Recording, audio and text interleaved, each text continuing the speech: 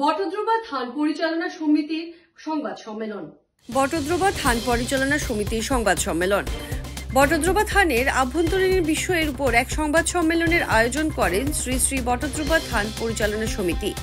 বটদ্রবা থান পরিচালনা সমিতি সম্পর্কে ন্যায়ালয়ে চলে থাকা কেসের অন্তর্গত 19টি পৃষ্ঠা জুড়ে রায়ের ন্যায়ালয়ে নির্বাচিত সমিতিটিকে বৈধ বলে ঘোষণা করে। আগে খালি হয়ে থাকা পরিচালনা সমিতির 2টি পদও ইতিমধ্যে পূরণ করে বর্তমানে সমিতিটিতে উপসভাপতির সাথে টিকেন্দ্রজিৎ গোস্বামীকে বটদ্রবা থান পরিচালনা সমিতির সাধারণ সম্পাদক হিসেবে দায়িত্বভার অর্পণ করা হয়। তার উপরে বিগত দিনে থান পরিচালনা করা ক্ষেত্রে অনিয়মের আশ্রয় গ্রহণ করা 2 ব্যক্তির বিরুদ্ধেও বর্তমান থান পরিচালনা সমিতির বটদ্রবা থানায় একটি এফআইআর দায়ের করেছে। এখন মহিয়ান থানৰ আজি দায়িত্বত থাকি আমি আদালতৰ কাষ চাপিবলগীয়া হ'ল। এইটো আমাৰ কাৰণে বৰ লাজ আৰু দুখৰ কথা, কিন্তু আমিও বাধ্য হৈ যাবলগীয়া হ'ল। আৰু শেষত যোৱা 23 তাৰিখে যি আমাৰ ৰায়দান হ'ল, এই ৰায়দানত নিৰ্বাচিত সমিতিখনক আপোনালোকক ইয়াৰ কপি এটা দৰকাৰ হ'লে আমি দি দিম। কমিটিখনক আমাৰ নগাঁও যিটো মুন্সিপ আদালত আছে, চিভিল জাজ জুনিয়ৰ ডিভিজন নং 1, তেওঁ আমাক এই নিৰ্বাচিত কমিটিখনক থানখন সুচাৰুৰূপে পৰিচালনা কৰিবৰ কাৰণে প্ৰায় 19 পৃষ্ঠাজোৰা এক ৰায় প্ৰদান কৰে। এয়া কপি আপোনালোকক আমি অৱগত কৰিম। আৰু ইয়াৰ কপি পৃষ্ঠাই সেই কমিটিখন যে অবৈধ আছিল, তেওঁলোকৰ যে আমাৰ সংবিধানত কোনো তদৰ্থ সমিতিৰ নিয়ম নাই, কোনো কাৰণত তদৰ্থ সমিতি গঠন কৰিব নোৱাৰে। আৰু বটদ্ৰবা থান পৰিচালনাৰ ক্ষেত্ৰত 2খন সত্ৰ যি ইয়াত আছে, ফলগুৰি আৰু নৰোৱা, এই 2খন সত্ৰৰ আমাৰ সত্ৰাধিকাৰ দুজনেই 3 বছৰীয়া কাৰ্যকালত অগা পিছাকৈ সভাপতি উপসভাপতি হ'ব লাগে। তদৰ্থ সমিতি যিসকলে পাতিলে জোৰ জবৰদস্তি কৰি, তেওঁলোকে সেই নিয়মো পালন নকৰিলে।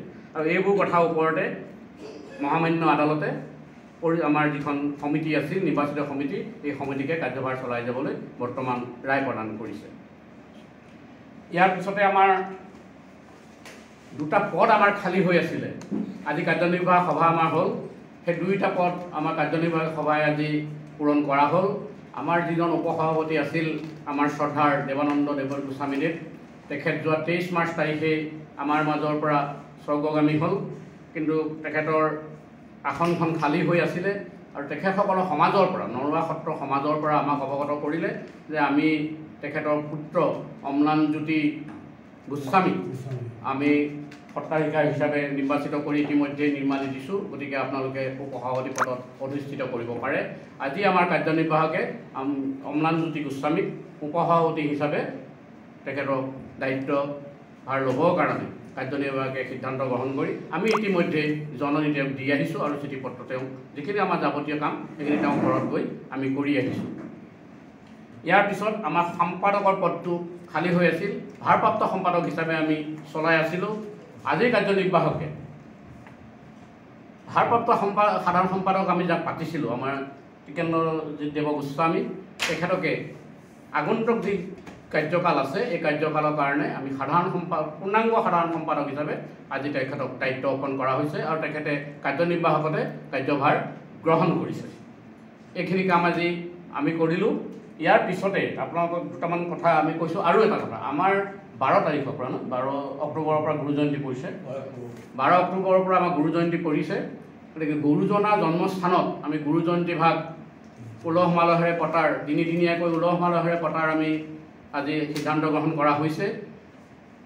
সেই 3দিনীয়া কাৰ্যসূচীখিনিৰ কাৰণে আমি এখন 7জনীয়া উপসমিতি গঠন কৰি দিছোঁ। তেওঁলোকে কাইলৈ সভা কৰি সেই 3 দিন কি কাৰ্যসূচী ল'ব, আমাৰ আগৰ কাৰ্যসূচী আছেই, তাৰ লগত মিলাই কেনেকুৱা ধৰণৰ কাৰ্যসূচী গ্ৰহণ কৰিব সেইখিনি তেওঁলোকে ল'ব।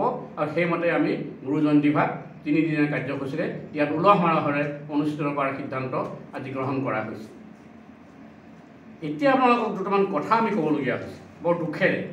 যে কোনো খবৰেৰ জন্য যোগাযোগ কৰুন 7099017330 এবং 7099017110 নম্বৰে।